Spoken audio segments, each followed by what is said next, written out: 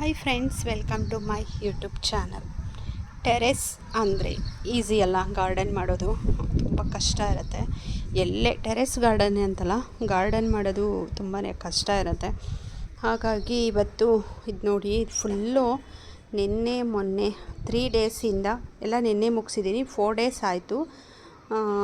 ಇವತ್ತು ಇದೆಲ್ಲನೂ ಮಣ್ಣೆಲ್ಲ ಸುರಿದು ಸ್ವಲ್ಪ ಗೊಬ್ಬರ ಮಿಕ್ಸ್ ಮಾಡಿ ಇದ್ರ ಒಳಗಡೆ ಎಲ್ಲ ಜಾಸ್ತಿ ಏನು ಗಿಡ ಇತ್ತು ಅಂದರೆ ಇದು ಬರುತ್ತಲ್ಲ, ಲಿಲ್ಲಿ, ರೈನ್ ಲಿಲ್ಲಿ ಬರುತ್ತಲ್ಲ, ಅದ್ರದ್ದು ಗಡ್ಡೆ ಎಲ್ಲ ಫುಲ್ಲು ಕೆಳಗಡೆ ಹೊಟ್ಟೋಗಿತ್ತು. ಎಲ್ಲ ತೆಗೆದು ಕ್ಲೀನ್ ಮಾಡಿ ಇಟ್ಕೊಂಡಿದ್ದೀನಿ. ಇದಕ್ಕೆಲ್ಲ ಸಣ್ಣ ಸಣ್ಣ ಪಾಟ್ ಆಗಿರೋದ್ರಿಂದ ಸೇವಂತಿಗೆ ಗಿಡ ಹಾಕೋಣ ಅಂತಂದ್ಬಿಟ್ಟು ಇದನ್ನೆಲ್ಲ ತುಂಬ ಕಷ್ಟಪ್ಪ, ಎಲ್ಲನೂ ತೆಗೆದು ಮತ್ತು ಅದ್ರ ಜೊತೇಲಿ ಲಿಲ್ಲಿ ಗಿಡದ ಜೊತೆ ಈ ಥರದ್ದು ಇದು ಒಂದು ಗೆಡ್ಡೆ ಉಳ್ಕೊಂಡ್ರೆ ಸಾಕು, ಎಷ್ಟು ಗಿಡ ಬರುತ್ತೆ ಗೊತ್ತಾ.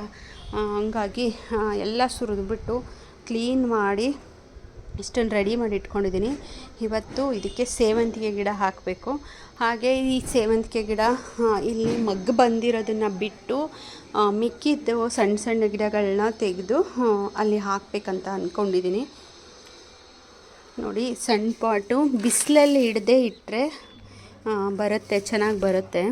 ನಾನು ಸುಮ್ಮನೆ ಹಾಕಿದ್ದೆ, ಒಂದು ಮುರಿದೋಗ್ಬಿಟ್ಟಿತ್ತು ಅಂತ ನನಗೆ ಸೇವಂತಿಗೆ ಗಿಡ ತುಂಬ ಇಷ್ಟ ಹಾಕಲಿಕ್ಕೆ.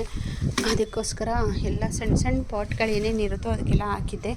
ಈಗ ಅನ್ನಿಸ್ತಿದೆ ಟೆರೆಸ್ಸಲ್ಲಿ ಇದು ಒಂದು ಟಿಪ್ಸ್ ಅಂತಲೇ ಅಂದ್ಕೊತೀನಿ ನಾನು. ಯಾಕೆ ಅಂದರೆ ಟೆರೆಸ್ಸಲ್ಲಿ ಸಣ್ಣ ಸಣ್ಣ ಪಾಟ್ಗಳಿಗೆ ಹಾಕಿದ್ರೆ ತುಂಬ ನೀರು ಹಾಕ್ತಾನೆ ಇರಬೇಕಾಗುತ್ತೆ ಡೈಲಿ, ಬೇಗ ಒಣಗೋಗ್ಬಿಡುತ್ತೆ.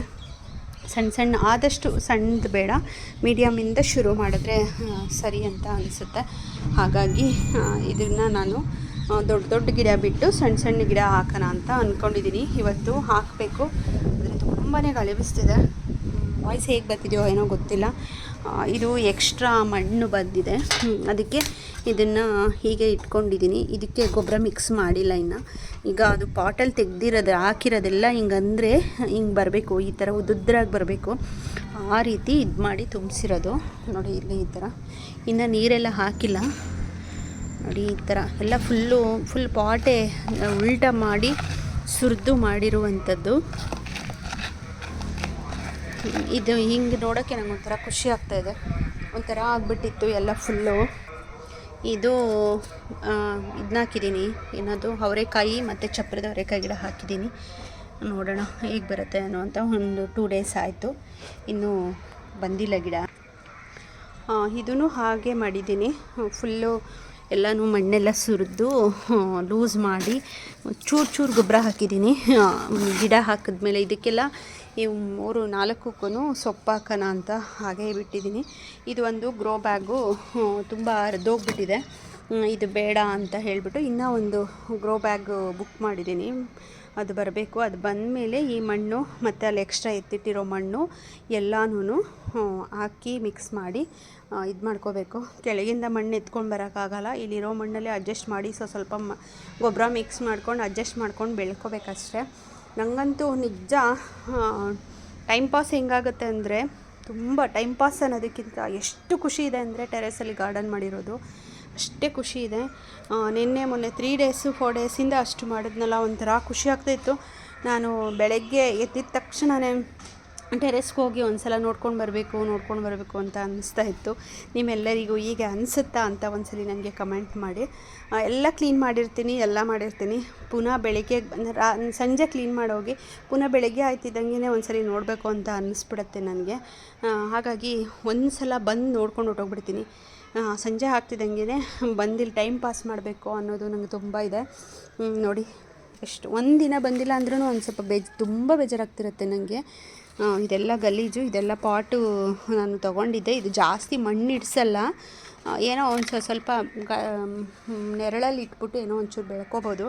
ಈ ಥರ ಇದ್ದಿದ್ದ ಪಾಟ್ಗಳವು ಎಲ್ಲ ಕಳೆಯೆಲ್ಲ ಬೆಳ್ಕೊಂಡಿತ್ತು.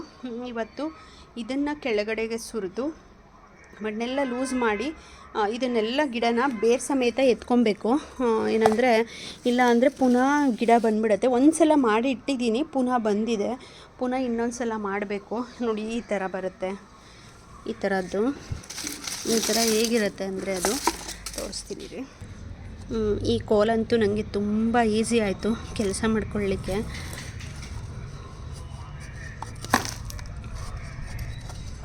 ನೋಡ್ತಾ ರೀ ಹಿಂಗಿರುತ್ತೆ ಇದು ಅಂತ. ಈ ಥರ ಗೆಡ್ಡೆ ಇರುತ್ತೆ, ಈ ಥರ ಗೆಡ್ಡೆ ಇರುತ್ತೆ.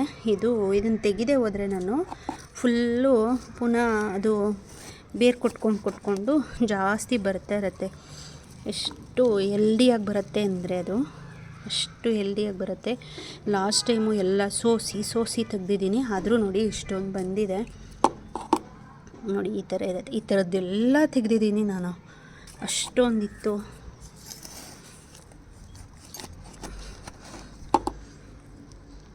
ನೋಡಿ ಈ ಥರ ಇದೆ. ಇದನ್ನೆಲ್ಲ ತೆಗೆಯೋದು ಸ್ವಲ್ಪ ಕಷ್ಟ, ಎಲ್ಲ ಬರ್ತಾನೆ ಇರುತ್ತೆ. ಮಣ್ಣಂತೂ ತುಂಬ ಆಳದವರೆಗೂ ನಾನು ಲೂಸ್ ಮಾಡಿಬಿಟ್ಟಿದ್ದೀನಿ, ಅದಕ್ಕೆ ಇದು ಹಿಂಗೆ ಬರ್ತಾಯಿದೆ. ಇಲ್ಲಾಂದರೆ ಕಷ್ಟ ಆಗುತ್ತೆ ಬರೋದು.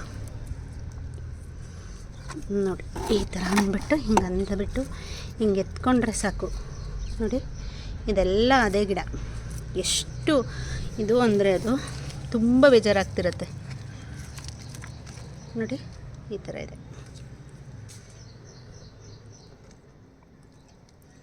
ಏನಂದರೆ ಆ ಗಿಡ ಬರ್ತಾ ಇದ್ದರೆ ಬೇರೆ ಗಿಡ ಬರೋಕ್ಕೆ ಅವಕಾಶ ಜಾಸ್ತಿ ಇರಲ್ಲ ಅಷ್ಟೇ. ಇದಕ್ಕೆ ಹಾಕೋ ಗೊಬ್ಬರ ಇದು ಎಲ್ಲನೂ ಅದೇ ಎಳ್ಕೊಂಬಿಟ್ಟಿರುತ್ತೆ ಅಷ್ಟೇ. ಅದಕ್ಕೋಸ್ಕರ ಎಲ್ಲ ಕಳೆ ತೆಗಿಬೇಕು.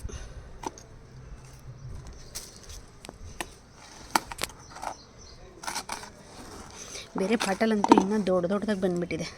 ನೋಡಿ ಈ ಥರ ಇದೆ. ಈ ಥರ ಇರೋದನ್ನು ಒಂದನ್ನು ಬಿಟ್ಟರೆ ಫುಲ್ಲು ಒಂದು ವಾರಕ್ಕೆ, ಅಂದರೆ ತುಂಬ ಫಾಸ್ಟಲ್ಲಿ ಬರುತ್ತೆ ಇದು. ಇದಂತೂ ತುಂಬ ಹೆಲ್ಪ್ ಆಗುತ್ತೆ ಕಡ್ಡಿ ಇದು ಕೀಳೋಕ್ಕೆ ನನಗೆ. ನೆಕ್ಸ್ಟು ಯಾವ ಪಾಟಲ್ಲಿ ಅಂತಂದರೆ ತುಂಬ ದೊಡ್ಡ ಎಲೆ ಬಂದುಬಿಟ್ಟಿದೆ, ಅದನ್ನು ತೆಗೆಯೋದೇ ಕಷ್ಟ ಆಗಿಬಿಟ್ಟಿದೆ. ನೋಡಿ ಇಲ್ಲಿ ಈ ಥರ ಎಲ್ಲ ಬಂದುಬಿಟ್ಟಿದೆ. ಕಾಯಿ ಸಿಪ್ಪೆ ತೆಗೆದುಬಿಟ್ಟು ತೆಗಿಬೇಕು. ಲಾಸ್ಟ್ ಟೈಮು ಎಲ್ಲ ಇದು ಮಾಡಿದ್ದೆ. ನೋಡಿ ಈ ಥರ ಇಷ್ಟು ದೊಡ್ಡ ಎಲೆ ಆಗಿಬಿಟ್ಟಿದೆ. ಅದೇ ಎಷ್ಟು ಹೆಲ್ದಿಯಾಗಿದೆ ಅಂದರೆ ತೆಗೆದುಬಿಟ್ಟು ಆಚೆ ಹಾಕ್ಬಿಡ್ಬೇಕು ಅದನ್ನು, ಇಲ್ಲ ಅಂದರೆ ಅದರಲ್ಲೇ ಗೆಡ್ಡೆ ನೆಟ್ಟಂಗೆ ಆಗಿಬಿಡತ್ತೆ. ಆಮೇಲೆ ಇದೊಂದು ತೋರಿಸ್ಲೇಬೇಕು.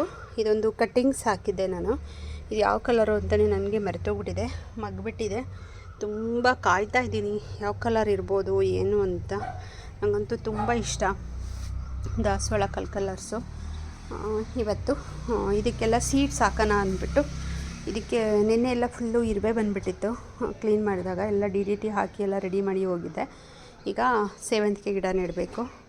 ಈ ವಿಡಿಯೋ ನಿಮ್ಮೆಲ್ಲರಿಗೂ ಇಷ್ಟ ಆದರೆ ಲೈಕ್ ಮಾಡಿ, ಶೇರ್ ಮಾಡಿ, ಸಬ್ಸ್ಕ್ರೈಬ್ ಮಾಡ್ಕೊಳ್ಳಿ ಅಂತ ಹೇಳ್ತಾ ಈ ವಿಡಿಯೋನ ನಾನು ಮುಗಿಸ್ತಾ ಇದ್ದೀನಿ. Thank you.